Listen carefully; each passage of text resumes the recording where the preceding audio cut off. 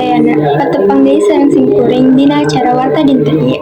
Mugia sadayana nu ningali aya dina kaayaan sehat walafiat. Dina kasempatan ieu simkuring bade maoskeun warta ngeunaan kajadian longsor jeung banjir di wilayah Bandung Barat nu kajantenan saenggeus hujan gede ngaguyur sababaraha poe ka tukang. Di Bandung Barat, 28 Mei 2026 hujan gede nu turun sababaraha poe ka tukang nyebabkeun longsor jeung banjir di sababaraha daerah di Bandung Barat. Loba warga nu kapaksa ngungsi sabab imana kakeueum cai jeung tanah longsor. Kajadiana di Wewengkon Cisarua, Bandung Barat sababaraha imah warga rusak katimun tanah. Tim SAR, BPBD, TNI, jeung Polri langsung datang ke lokasi pikeun nulungan warga sarta nengan korban. Sajabat eta, banjir oge ngagencelang di sababaraha tempat lantaran cai walungan ngalimpas.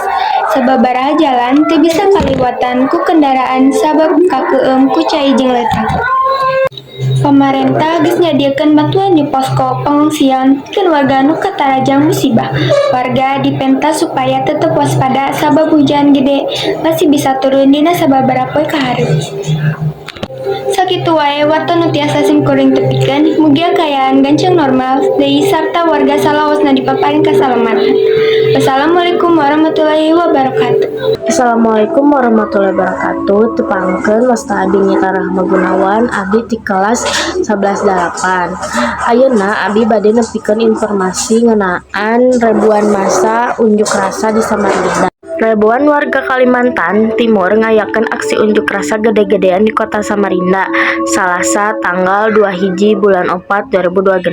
Dina eta aksi mangsa nutut sangkan pamarentah provinsi jeung DPRD ngalaksanakeun audit sarta ningkatkeun transparansi dina ngatur kawijakan jeung anggaran. Masa mimiti ngumpul ti isuk-isuk di kawasan Islamic Center Samarinda.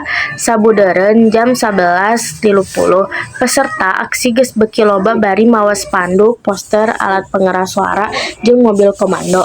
Sanggeus kumpul maranehna ngalakukeun long march ka kantor DPRD Kalimantan Timur di Jalan Teuku Umar. Aksi ieu diayakeun ku Aliansi Perjuangan Masyarakat Kaltim anu dirojong ku rupa-rupa organisasi masyarakat sipil, mahasiswa jeung unsur masyarakat umum. Dina orasina masa nyuarakeun kritik kana sababaraha hiji kawijakan pamarentah provinsi. Dihareupeun kantor DPRD Kaltim, para demonstran sacara tegas nuntut DPRD supaya ngalaksanakeun fungsi pengawasan kalayan hade. Maranehna menta dilakukeun audit sacara menyeluruh kana pamekan anggaran jeung sabaraha hiji kawijakan pamarentah anu dianggap jadi bahan pasualan di masyarakat. Salian ti eta masa oge ngajak pamarentah pikeun ngeureunkeun praktek korupsi, kolusi jeung nepotisme. Maranehna miharep sangkan pamarentah leuwih ngutamakeun kapentingan rakyat dina nyieun jeung ngalaksanakeun kawijakan. Si ieu dipicu ku sawatara kawijakan Gubernur Kaltim anu jadi bahan perbincangan di masyarakat, utamana ngeunaan penggunaan anggaran kendaraan dinas jeung renovasi imah dinas anu nilaina ngahontal miliaran rupiah. Nepi ka akhir aksi, kaayaan demonstrasi lumangsung aman jeung tertib dina pengawasan aparat keamanan. Masyarakat ngaharepkeun sangkan suara rakyat bisa didengekeun ku pamarentah serta jadi bahan pikeun nyieun kawijakan anu leuwih adil, transparan jeung nguntungkeun balarea. Sakitu wae ti abdi. Wassalamualaikum warahmatullahi wabarakatuh. Assalamualaikum warahmatullahi wabarakatuh. Wilujeng enjing pamirsa sadayana kasanggakeun warta pangandiarna ngeunaan dunia olahraga ti Tetar Sunda. Persib Bandung parantos resmi ngasurkeun sajarah anu monumental ku cara janten jawara dina kompetisi BRI Super League 2025-2020 genep. Tim kebanggaan orang Sunda ieu hasil mertahankeun piala sarta hat-trick juara 3 usum berturut-turut. Sanajan nuju aya dina euforia anu teu haga, aya beja nu ngajemupkeun ku sabab pelatih kepala Bojan Hodak resmi ngumundurkeun diri tina kursi kapelatihan. Gelar juara ieu dipastikeun sabada tim nu boga jejuluk Maung Bandung main imbang ngalawan Persijap Jepara di laga pamungkas di Stadion Gelora Bandung Lautan Api. Hasil imbang ieu parantos cekap pikeun ngunci posisi akhir klasemen miku raihan 78 poin. Sanajan Borneo FC ngagaduhan poin anu sabada sareng Persib Bandung berhak janten juara kulantaran unggul secara head to head. Pesta Nongkah sareng konvoy Lautan Biru parantos lumangsung di sabudaraeun Kota Bandung sareng Gedung Sate.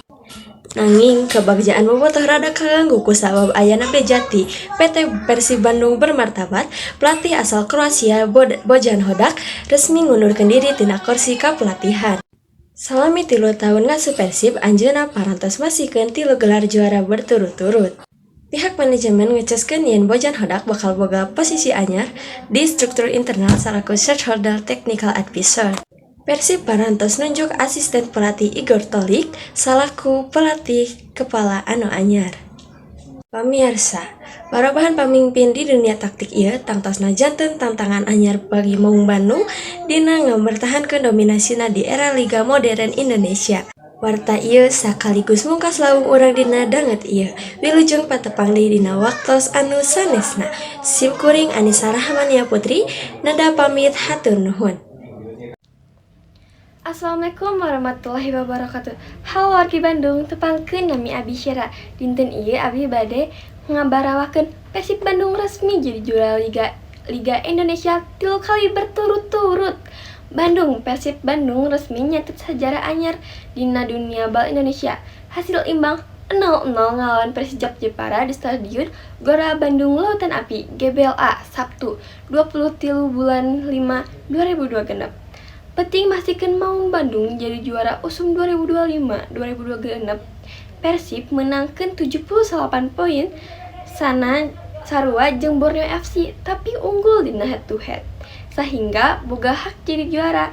Gelar ieu karasa pisan istimewana sabab jadi trofi katilu secara berturut-turut hat-trick juara. Anjay, bahasa eta namanya sekaligus nambahkeun bintang kalima dina dada maranehna. Kasuksesan eta langsung dirayakeun ku puluhan ribu bobotoh ngaliwatan pawai massal dina sapanjang jalan Asia Afrika dina Minggu 24 bulan 5 2026. Dominasi Persib dina musim ieu dianggap lain kabeneran, tapi hasil tina strategi pelatih Bojan Hodak anu hasil ngawangun lini pertahanan anu kuat. Stadion GBLA oge jadi kandang anu mataksieun lawan lantaran Persib menangkeun 15 kali tina 17 pertandingan kandang. Penampilan apik eta oge ngajadikeun Teja Paku Alam nyatet 18 clean sheet salila musim. Di tengah keajaiban kabagjaan juara, manajemen PT Persib Bandung bermartabat PBB tetap fokus nyahareupan musim hareup. Deputi CEO PT PBB Adita Putra Herawan nyebut yen keharmonisan antara pemain, pelatih, jeung manajemen jadi kunci kesuksesan tim. Manajemen oge ngungkapkeun yen persiapan skuad keur musim hareup geus mimiti disusun pikeun ngajaga dominasi Persib dina kompetisi domestik jeung Asia. Capaian ieu bukti negaskeun yen Persib lain saukur klub bal, tapi oge simbol kareueusan masyarakat Jawa Barat. 3 gelar juara berturut-turut jadi bukti yen Maung Bandung ayeuna pantes disebut salah sahiji kakuatan utama bal modern Indonesia. Mungkin cekap ti Abi, hatur nuhun. Wassalamualaikum warahmatullahi wabarakatuh. Assalamualaikum warahmatullahi wabarakatuh. Wilujeng sore pamirsa patepang deui sareng simkuring Siti Robiah di kelas 11-8. Dina pindahan Warta Sunda dinten ayeuna edisi Kamis 27 Mei 2026, 2 menit kapayun, simkuring bakal ngaduikeun informasi nyata ngeunaan musibah kecelakaan tunggal anu tumibaka hiji truk muatan susu milku jeung cai laminelar di jalur Nagreg. Kecelakaan tunggal tumibaka hiji truk anu ngangkut muatan susu kemasan milku sareng cai laminelar di Jalan Cagak Nagreg, Kabupaten Bandung dinten Kamis sore. Ieu kajadian teh diduga dina sistem ngerem alat nu teu jalan atanapi rem blong. Dumasar kana keterangan saksi mata eta truk teh nuju maju di arah Bandung ka arah Tasikmalaya. Nalika nuju di turunan Nagreg, supir truk katinggal teu tiasa ngendalikeun kendaraan dugi katuntungna truk diguling. Nepi ti balik, tugas polisi oge gawat sumping ka lokasi pikeun ngatur lalu lintas serta ngevakuasi awak truk make mobil derek. Alhamdulillah dina ieu musibah dilaporkeun teu aya korban jiwa, mengukur karugian materi mangrupa karusakan kendaraan sareng muatan sareng bumi warga. Pamirsa sadaya kudu hati-hati lamun di jalan raya soalna urang teu apal bakal aya kajadian naon nu kurang dihadapi kahareupna. Mung sakitu wae warta nu tiasa dipikahatur. Ayeuna SIM kuring Siti Robiah anu pancen tugas. Wassalamualaikum warahmatullahi wabarakatuh. Assalamualaikum warahmatullahi wabarakatuh. Wilujeng siang pamirsa, tepang deui sareng SIM kuring Rizkia Putra Nanipa dina warta parahyangan. Dinten ieu aya wartos anu nuju trending topik pisan sarta nyana kabagjaan keur urang Jawa Barat. Pamirsa pasti terangnya di enjing keneh Kota Bandung parantos membiru ku lautan bobotoh. Muhun ieu teh alatan ayeuna konvoy ageng sarta syukuran sabadana tim kebanggaan urang nyaeta Persib Bandung. Persib Bandung teh sukses nyetak sajarah anyar ku cara ngarai hat-trick juara dina BRI Super League. Hayu sadayana urang tinggal heula kumaha ramena kaayaan di lapangan. Jeung sakali deui kanggo Persib Bandung. Prestasi ieu sing janten sumanget oge kanggo urang salaku nonoman Sunda supados biasa terus kreatif sarta ngahasilkeun karya anu sae. Wartos tadi sakaligus janten panutup dina lawungan urang dinten ieu. Abdi Rizkia Putri sarta sakumna tim redaksi ngahaturkeun nuhun. Wilujeng siang tetep sumanget sarta Persib juara. Hirup. Assalamualaikum warahmatullahi wabarakatuh. Sampurasun pamirsa wilujeng sonten tepang deui sareng SIM kuring Raisa Puspita Wiraguna dina raraga ngadugikeun warta program Jabar Hejo Lengkah Nyata Ngajaga Alam. Pamirsa kajadian ieu lumangsung dinten Rebo kaping 27 Mei 2026 di Taman Kota Bandung. Pamarentah daerah Jawa Barat ngaluncurkeun program anyar anu ngaranna Jabar Hejo Jabar Bersih. Kagiatan ieu dihadiran ku Kepala Dinas Lingkungan Hirup, para pamimpin daerah, oge ribuan warga masyarakat sarta murid-murid sakola. Tujuanana nyaeta pikeun ngurangan jumlah sampah nu aya di walungan jeung jalan umum sarta melak ribuan tangkal di tempat-tempat nu kosong atawa ruksak. Kepala Dinas nyarios yen masalah lingkungan teh tanggung jawab babarengan lain saukur pamarentah. Kukituna sakumna pamarentah diajak milu ngajaga kabersihan jeung kaendahan alam. Sabudeureunana sangkan tetep lestari. Tina kajadian ieu dihareupeun kasadaran masyarakat beuki ningkat dina ngajaga lingkungan hirup. Kalayan lingkungan nu bersih jeung hejo, kahirupan urang sadayana bakal leuwih sehat, aman, jeung tentram. Pamirsa rupina mung sakitu warta anu tiasa kapidangkeun dina dinten ieu. SIM kuring Raisa Puspita Wiraguna pamit undur diri, hatur nuhun kana perhatosanana, wilujeng tepang deui dina warta anu salajengna. Wassalamualaikum warahmatullahi wabarakatuh. Assalamualaikum warahmatullahi wabarakatuh. Wilujeng santen sadayana. Tepangkeun wasta abi Rani Sri Andini ti kelas 11-8. Di dia abdi bade ngadugikeun warta ngeunaan gotong royong.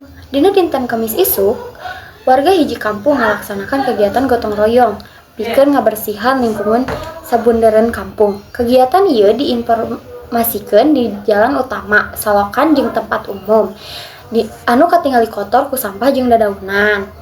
Sakumaha wargi ti mimiti bapak-bapak, ibu-ibu nepi ka para rumaja ilu biung. Dina kegiatan ieu kalayan sumangat aranjeuna mau pakakas kebersihan masing-masing seperti sapu, cangkul, pacu leutik jeung kantong sampah. Sameme dimimiti ya, Ketua RT masihan arahan supaya warga bisa kerjasama kalayan kompak jeung tanggung jawab. Warga ngabagi tugas secara adil. Sebagian ngabersihan jalan utama tina sampah plastik, sedangkan anu sejena ngabebenah jeung ngagali solokan supaya aliran cai jadi lancar deui. Aya oge warga anu ngumpulkeun sampah pikeun satuluyna dibawa ke tempat pembuanganna. Tujuan utama tina kegiatan ieu nyaeta pikeun ngajaga kebersihan lingkungan, nyegah banjir nalika usum hujan sarta ngajaga kesehatan supaya teu gampang katerapan penyakit. Salianti eta gotong royong oge jadi pikeun ngarekatkeun silaturahmi antar warga. Kegiatan lumangsung kalayan lancar, pinu kebersamaan jeung rasa tanggung jawab. Saat acan lohor sakumaha pagawean geus rengse sarta lingkungan kampung katingali leuwih bersih, rapi jeung nyaman. Warga ngaharepkeun kegiatan ieu jadi bisa rutinitas bulanan supaya kampung tetap asri jeung sehat. Sakieu wae anu tiasa ku abdi didugikeun. Wassalamualaikum warahmatullahi wabarakatuh. Lujeng enjing pamisa tepangkeun deui sareng abdi Nurul Fitri Srijaya Saputri. Dinten ieu umat Islam di sakelilingna dunia nuju ngalaksanakeun mikaeling Hari Raya Idul Adha.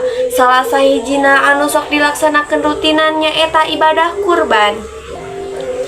Siga anu nuju kajadian di Masjid Al-Barokah Kampung Cikaledong.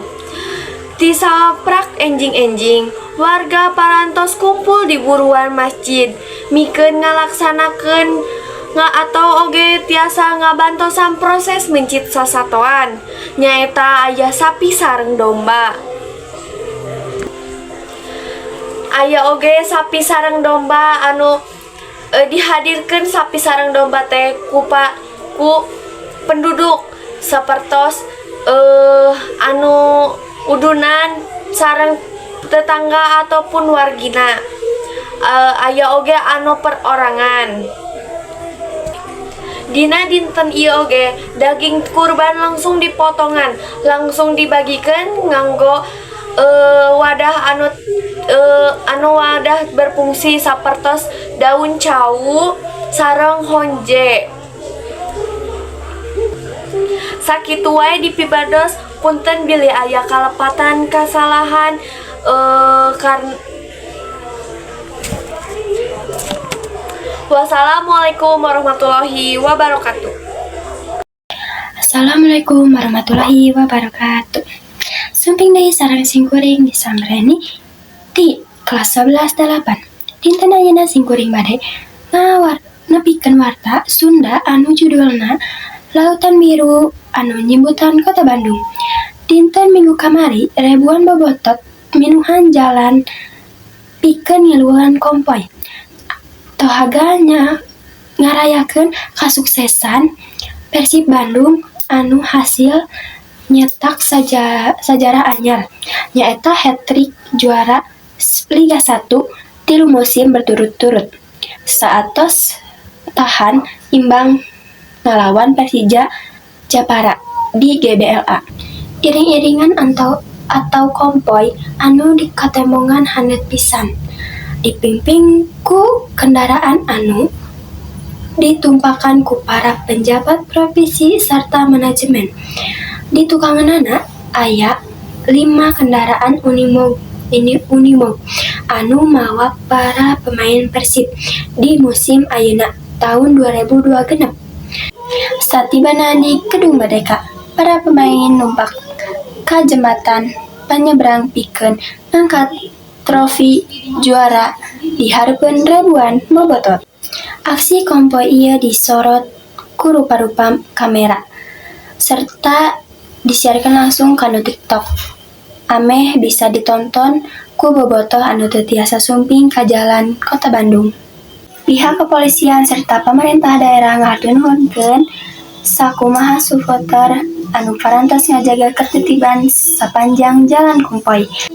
Sanajan keayaan lalu lintas Kota Bandung sempat lumpuh total lantaran evolila anu kacida gedena. Sakitu wae nu tiasa simkuring dugikeun hartu nuhun. Wassalamualaikum warahmatullahi wabarakatuh. Assalamualaikum warahmatullahi wabarakatuh. Sampurasun wilujeng enjing pamirsa sadaya. Ayeuna simkuring bade nepikeun salah sahiji warta ngeunaan kacelakaan kareta api di Bekasi. Kecelakaan kareta api anu parna kajadian di stasiun Bekasi Timur dina peuting Senen tanggal 27 April 2020 genep kira-kirana jam 20.40 dugi ka 20.50 waktu Indonesia Barat. Kajadian ieu ngalibatkeun ka Argo Bromo Anggrek anu nabrak bagian tukang KRL komuter lain. Dina ieu musibah 16 urang maot, lolobana awewe, jeung leuwih ti 80 urang anu luka-luka. Kronologina dimimitian ku taksi listrik anu mogok di perlintasan sebidang JPL 85 Jalan Ampera. KRL jurusan Cikarang angke nabrak taksi eta nepi ka eureun di lokasi. Kusabab aya kajadian kahiji eta, KRL sejen nyaeta PLB 5568A jurusan Kampung Bandan Cikarang kudu eureun di stasiun Bekasi Timur di kilometer 28+820 keur nungguan sinyal aman. Lila ti harita ka Argo Bromo Anggrek anu keur indit ti Gambir ka Surabaya Pasar Turi datang ti arah anu sarua tuluy nabrak gerbong KRL anu keur eureun. Akibatna gerbong tukang KRL anu mangrupakeun khusus awewe ruksak parna. Kementerian Perhubungan ngajelaskeun yen masinis Argo Bromo Anggrek sabenerna geus ngalakukeun pengereman kira-kira 1,3 km samemeh titik tabrakan.